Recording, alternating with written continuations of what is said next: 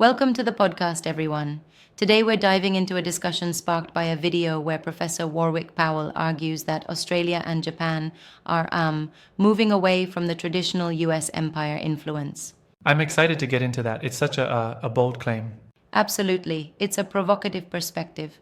Professor Powell, as you might recall, is an adjunct professor at Queensland University of Technology and a senior fellow at the Taihei Institute, so he brings a certain academic rigor to his argument.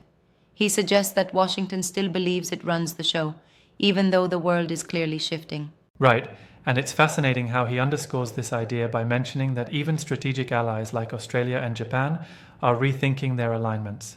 Yep. It's like, picture this. Two longtime partners starting to see the writing on the wall. Australia and Japan are evaluating whether sticking with a US-led order still benefits them in today's multipolar world. Definitely.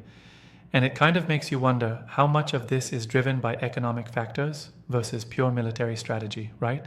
Yeah, exactly. Powell hints at a broader geopolitical realignment where the old paradigms aren't really working as Yep, I think reliably you as nailed they it used there. to.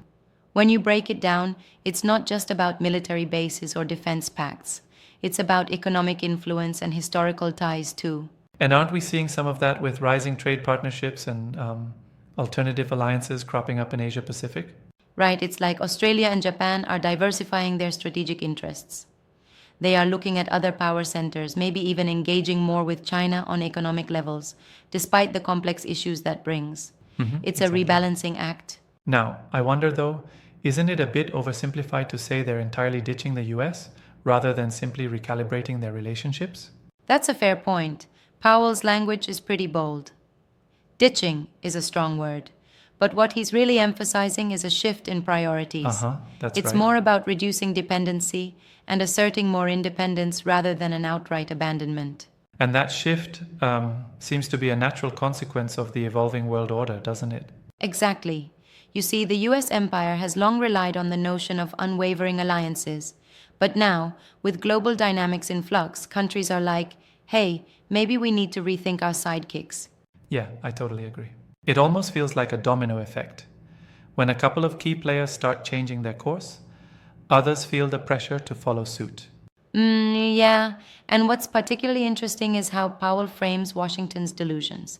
He talks about this idea that the US is still clinging to an outdated notion of absolute control in global affairs. Yes, exactly. It's almost an academic slap in the face. I can imagine some critics saying, well, the US still wields enormous power economically and militarily. What do you think about that? Right. That's where the respectful challenge comes in. While the US does maintain significant power, Powell's argument seems to be that its ability to unilaterally shape global policy is diminishing. That's In a our good interconnected observation. world, soft power and economic leverage are just as crucial as cowboy-style military might. And by that logic, Australia and Japan might be hedging their bets, balancing their historic ties with the US while exploring new opportunities elsewhere. Exactly. It's like they are ensuring they aren't left behind in a rapidly changing global marketplace. that's it. There's this idea of possessing more agency rather than being a pawn in a larger game. Do you think this realignment could eventually spark a broader shift in regional power dynamics in the Asia Pacific region? Absolutely.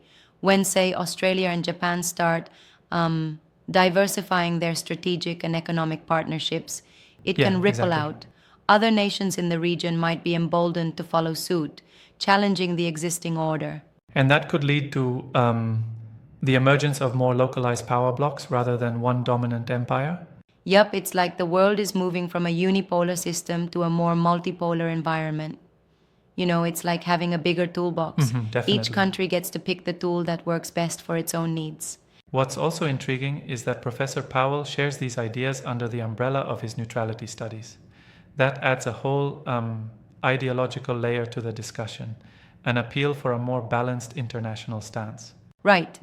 His branding really emphasizes neutrality, not taking sides in any empire's game, but instead carving out a space for independent decision-making. Yeah, exactly. It's sort of a call for a new kind of pragmatic diplomacy and economic policy. And in today's world where there's an overabundance of conflicting interests, That kind of neutrality can be both refreshing and at times a bit challenging to maintain. Exactly. It's like trying to walk a tightrope between strategic interests and maintaining independent sovereignty. Right, for sure. One thing I find interesting is the timing of this argument. With global events constantly shifting, how much do you think immediate crises versus long term trends are at play here? Oh, great question. I think it's a mix. Immediate geopolitical pressures, like trade conflicts or military posturing, combined with long term shifts in global power structures, are both propelling these changes. And Yeah, Powell's I see what you analysis mean. leans more on that long term trajectory. And he seems to suggest that the traditional idea of US led order just isn't compelling enough anymore to bind these nations in mutual dependence. Exactly. And I like how he challenges the myth of US omnipotence. It's almost like he's urging us to reconsider the assumptions we've held about international politics for decades. Yes, exactly. And that brings us to another interesting point: the role of public discourse and academic commentary in shaping these narratives. Powell isn't just talking policy, he's also influencing how we view global alliances. Right, his video, shared widely on YouTube, has even garnered a significant number of views and engagement.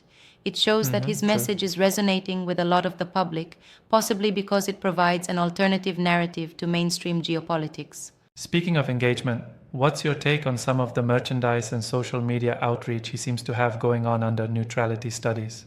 Well, it's interesting, right? It's like he's building a brand around this idea of neutrality. Yeah, indeed. It gives his perspective a more relatable and accessible package, which can be very effective in today's media environment.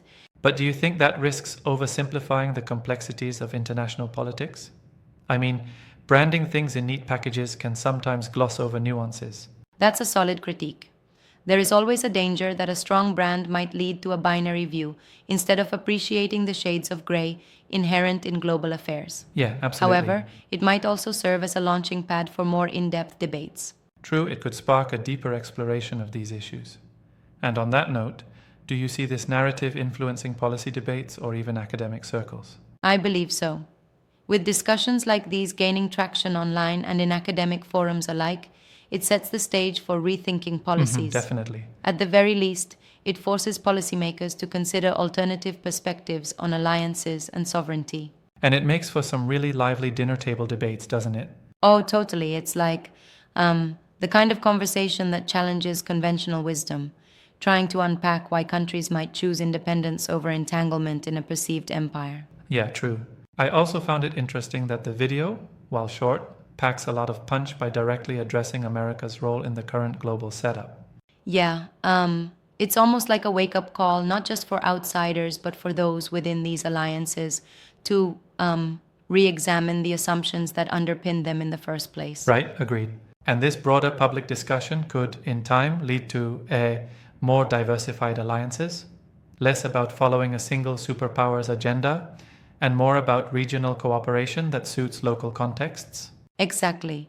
It's like moving from a one size fits all model to a custom fit strategy in international relations. Yes, All exactly. in all, Powell's analysis sparks important questions about the future and forces us to rethink the dynamics of global power. For sure, it's a bold perspective that, whether one agrees completely or not, certainly makes us re-examine historical alliances and their future viability. Absolutely. And it's that re examination that could potentially pave the way for more balanced, multipolar global governance moving indeed. forward. Thanks for the engaging chat today. This discussion really brought out the nuances in this shifting geopolitical landscape.